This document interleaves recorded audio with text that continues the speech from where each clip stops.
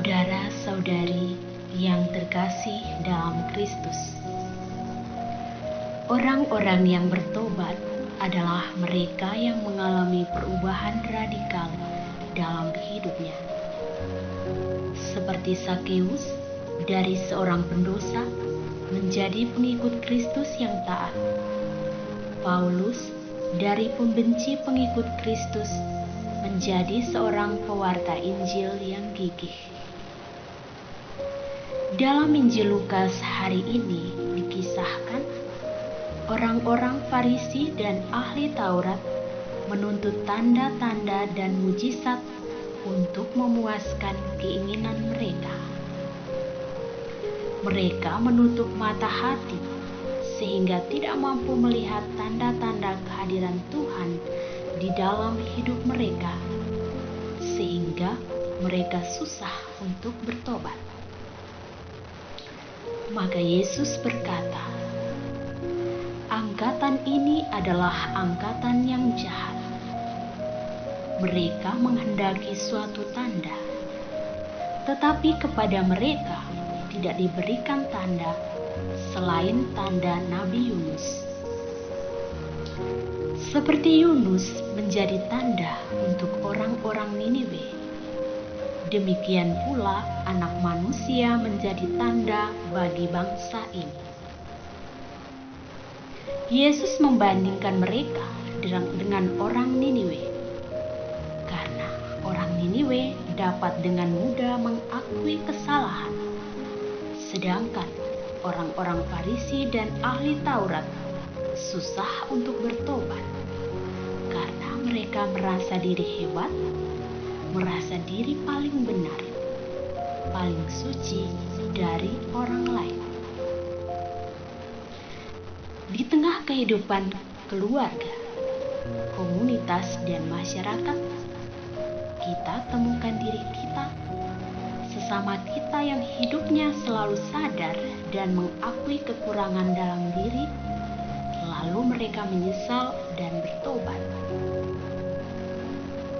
Dan ada sesama kita, bahkan kita sendiri juga seperti orang-orang Farisi dan ahli-ahli Taurat, merasa diri paling baik, paling benar, paling berpengaruh, paling suci dari orang lain, suka mencari tahu yang sebenarnya bukan urusan kita.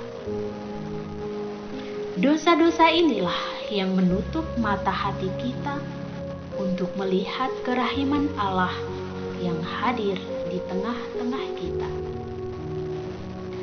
Banyak tanda dan mujizat yang telah dilakukan Allah kepada manusia, mulai dari pagi sampai malam hari. Sadarkah kita bahwa nafas hidup kita merupakan tanda kehadiran Tuhan dalam hidup kita? Allah senantiasa hidup dalam diri kita dan alam ciptaannya. Inilah tanda dan mujizat yang paling besar dalam hidup kita. Karena itu, kita perlu membuka mata hati kita untuk melihat kehadiran Tuhan lewat setiap pengalaman yang kita alami setiap hari. Dalam Perjanjian Lama, pertobatan diwujudkan dalam persembahan korban bakaran, seperti yang dilakukan Ayub untuk anak-anaknya. Setiap pagi, setelah mereka mengadakan pesta keluarga, ia mempersembahkan korban bakaran untuk mereka.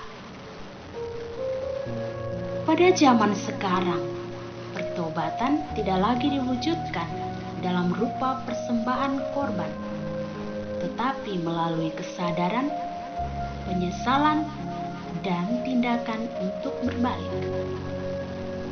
Ketiganya merupakan satu kesatuan. Sadar saja tidak cukup kalau tidak diiringi penyesalan. Dan penyesalan perlu diiringi tindakan berbalik, menjauhi dosa dan tidak melakukan dosa itu lagi. Mari Dalam masa Prapaskah ini, kita masuk ke dalam diri dan mengevaluasi diri kita masing-masing. Apakah seperti orang Farisi dan ahli Taurat, kita juga meminta tanda dari Tuhan?